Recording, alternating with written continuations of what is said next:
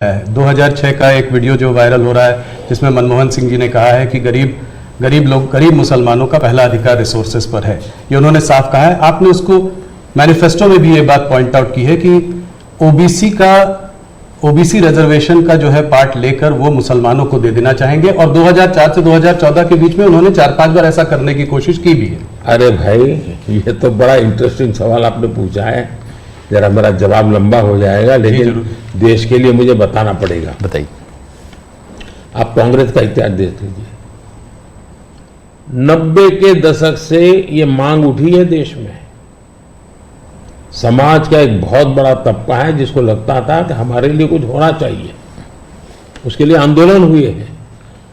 90 से पहले कांग्रेस ने पूरी तरह इस बात को खारिज कर दिया, उसका विरोध किया, उसको दबाने की कोशिश की है। यानी 90 के पहले का उनका दशक है। फिर उनको जितनी भी कमीशन बने, जितनी कमेटियां बनाई, उसके भी रिपोर्ट्स ओबीसी के विचार के पक्ष में आने लगे। अब उनके सिफारिशों को भी वो नकारते रहे, रिजेक्ट करते रहे, दबाते रहे।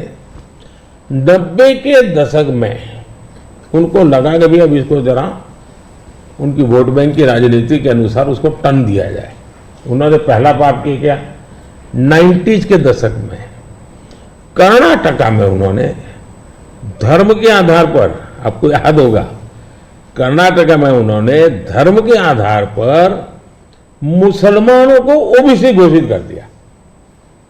यानी देश के ओबीसी को नकारना, उस विचार को दबाना, उस विचार को रिजेक्ट करना, लेकिन राजनीति खातर मुसलमानों को ओबीसी घोषित कर देना।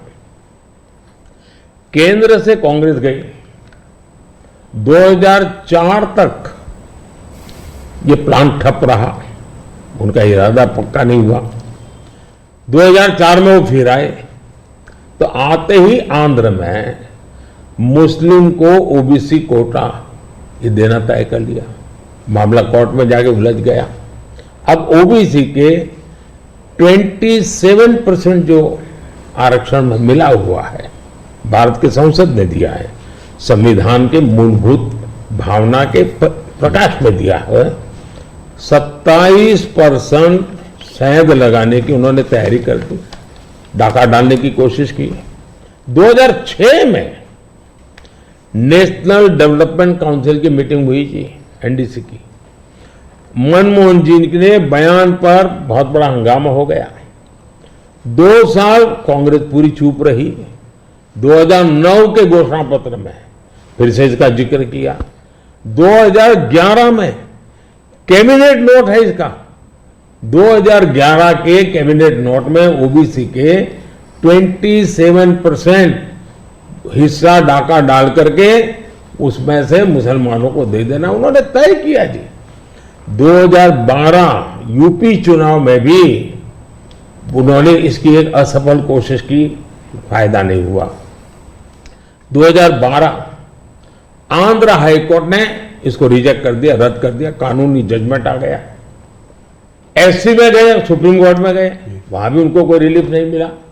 2014 के घोषणा पत्र में भी धर्म के आधार पर आरक्षण की बात कही है, जबकि हिंदुस्तान का संविधान जब बना तब तो कोई आरएसएस वाले, बीजेपी वाले संविधान सभा में नहीं थे। बाबा साहब आम्बेडकर जैसे लोग बैठे थे, पंडित नेहरू जैसे बैठे थे, सरदार वल्लभ भाई बैठे थे, देश के कई महापुरुष बैठे थे।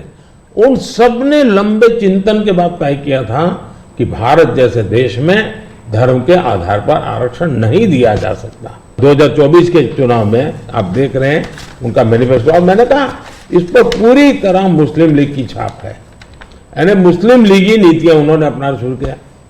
अब ये जो उन्होंने स्थितियां बनाई हैं, मुझे बताइए कि देश के लोगों को ये जिस प्रकार से संविधान की धज्जियां उड़ा रहे हैं, जिस प्रकार से लोग बाबा साहब आम्बेडकर को अपमानित करते हैं,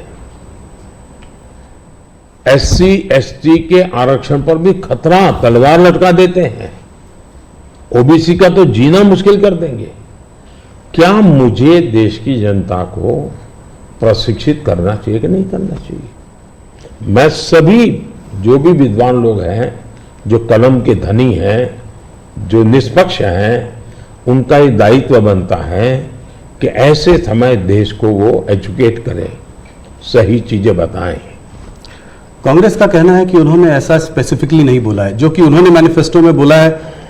उसमें लिखा है कि इनकरेज और असिस्ट करेंगे स्टूडेंट्स को बिलोंगिंग टू द माइनॉरिटीज। उन्होंने ये कहा है कि will ensure minorities receive there fair share of opportunities, ये बोला है। तो इसको आप कैसे पढ़ते हैं, मतलब इनके मैनिफेस्टो को? मुझे पकड़ने की जरूरत नहीं, मैंने 1990 से आपको हिसाब दिया भाई जी। 1990 का हिसाब देखोगे, उसके बाद आप क्या कहोगे मुझे? अब मुझे उसमें एनालिसिस करने की जरूरत ही नहीं पड़ती जी। आपको 1990 से लेकर के डॉक्टर मनमोहन सिंह जी के 2009 के बयान तक और सारी चीजों को एक टेबल पर लेकर के देखोगे तो आप बिल्कुल इसमें से क्या निकालोगे भाई? मैं नहीं निकाल रहा हूं जी।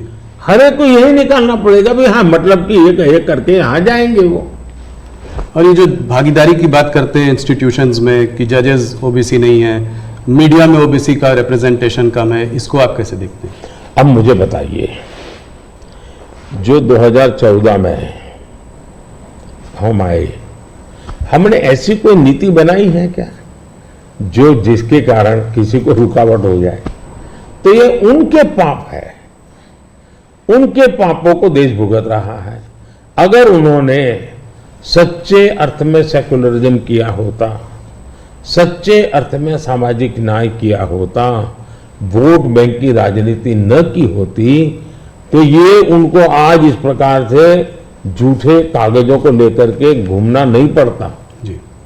मुझे विश्वास है कि 10 साल से मैं जो कर रहा हूं, स्थिति ऐसी आएगी कि जितनी बातें हैं उनका जवाब हम ही देंगे, कर करके देंगे, हर एक को योग्य न्याय देंगे। आज हमारे पहले देश के राष्ट्रपति आदिवासी कैसे बनेंगे? हमारी सोच के कारण बने।